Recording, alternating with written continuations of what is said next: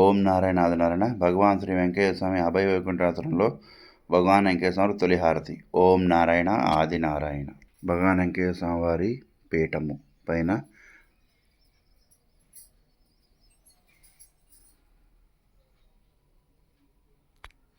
భగవాన్ వెంకయ్య స్వామి అభయహస్తము, భగవాన్ వెంకయ్య స్వామి వారి మూల స్వరూపము.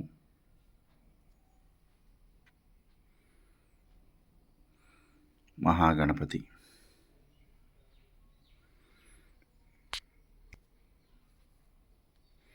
ఓం నారాయణ ఆదినారాయణ. ఓం నారాయణ ఆదినారాయణ. భగవాన్ శ్రీ వెంకయ్య స్వామి వారి లీల వివరించుకుందాం. ఓం నారాయణ ఆదినారాయణ.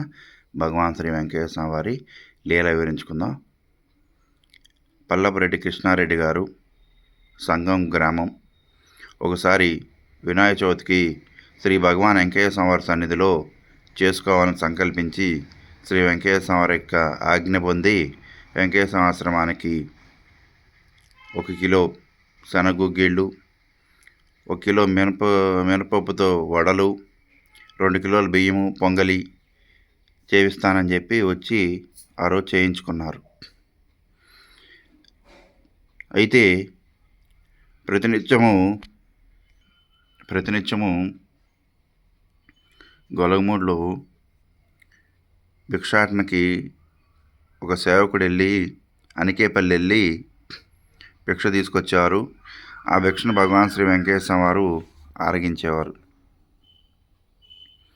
అయితే ఆ రోజు ప్రతిరోజు ఆ సేవకుడు 1 సమయానికి వచ్చేవాడు. ఆ రోజు బస్సు తప్పిపోవడం మూలన ఆ సేవకుడు భిక్ష తీసుకురావడం లేట్ అయింది.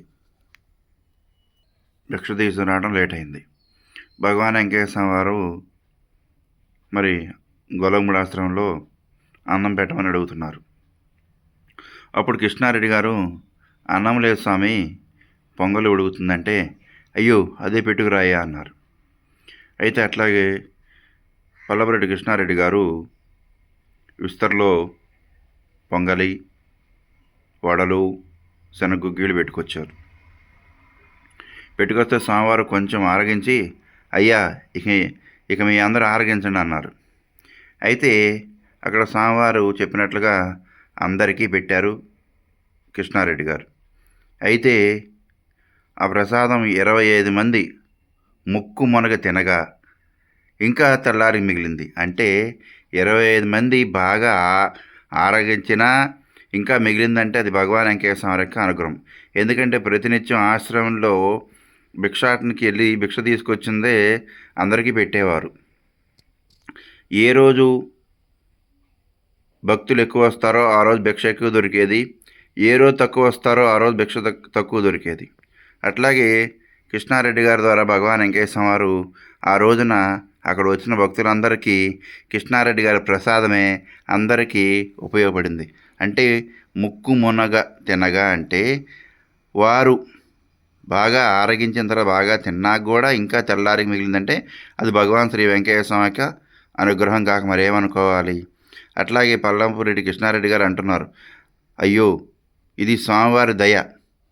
ఆ రోజు నేను స్వామివారి దగ్గర నేను ప్రసాదం పెట్టుకోవాలనుకున్నాను. అది గురువు యొక్క అనుగ్రహంతో అది పరమాత్ముడికి చెందుతుందని, ఆ పరమాత్ముడే శ్రీ భగవాన్ వెంకయ్య స్వామిని నేను గట్టిగా నమ్ముతాను. ఆయన వల్ల ఎన్నో అనుభవాలు, ఎన్నో సమస్యల నుంచి నన్ను వడ్డినేశారు. అట్లాగే నేను అనుకున్న ప్రసాదాన్ని నేనేదో 10 మందికి పెడదాము లేదా ఒక 5 మందికి పెడదాం అనుకున్నాను. పరమాత్మ భగవాన్ వెంకయ్య స్వామి వారు 25 నుంచి 50 మంది దాకా ఈ ప్రసాదాన్ని పెట్టగా ఇంకా తెల్లారికి మిగిలిందంటే అది భగవాన్ శ్రీ వెంకయ్య స్వామికి అనుగ్రహంగా మరి ఏమనుకోవాలి.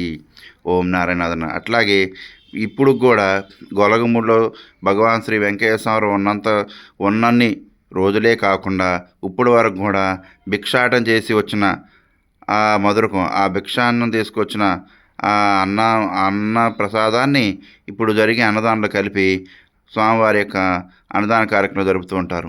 అంటే భగవాన్ వెంకయ్య స్వామి భిక్షని ఈ సంప్రదాయంగా భావించి ఆ భిక్ష సంప్రదాయంలో అనంతమైన కర్మ సిద్ధాంతాన్ని కర్మలు తొలగించి ఆ కర్మ సిద్ధాంతం యొక్క ధార్మిక ధర్మాన్ని పెంపొందించిన మహానుభావుడు. అందుకని కృష్ణారెడ్డి గారు ద్వారా ఆ రోజు బస్సు తప్పిపోవటం అది ఒక మాయ. ఆ బస్సు తప్పిపోయిన తర్వాత ఈ ప్రసాదం ఆ కృష్ణారెడ్డి గారి చేత అందరికీ పెట్టించి అది ప్రసాదంగా వారందరికీ ఆయురారోగ్యాలు ఇచ్చి కృష్ణారెడ్డి గారికి కర్మలు తీసేసి కృష్ణారెడ్డి గారిని ఇంకా అచంచలంగా నిలబెట్టారు.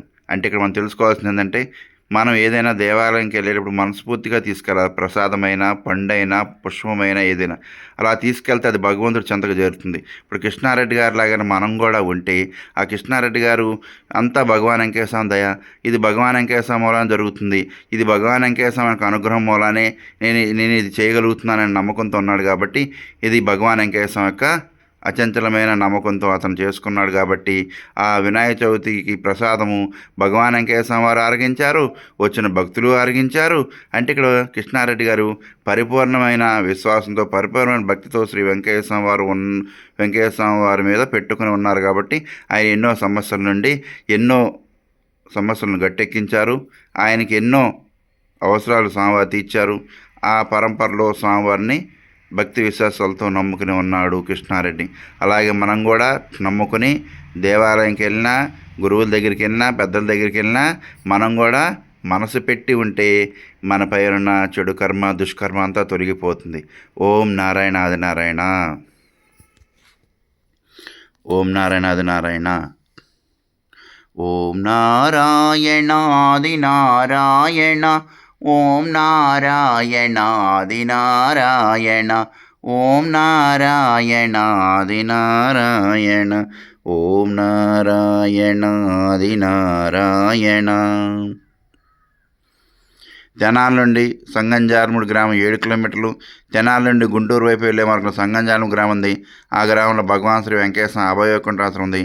అభయవైకుంఠాసనంలో ప్రతినిత్యం హోమం అనంతరం స్వామివారి యొక్క మూల స్వరూపాన్ని, అట్లాగే స్వామివారి యొక్క హారతిని మీకు యూట్యూబ్ ఛానల్లో పెడుతున్నాను.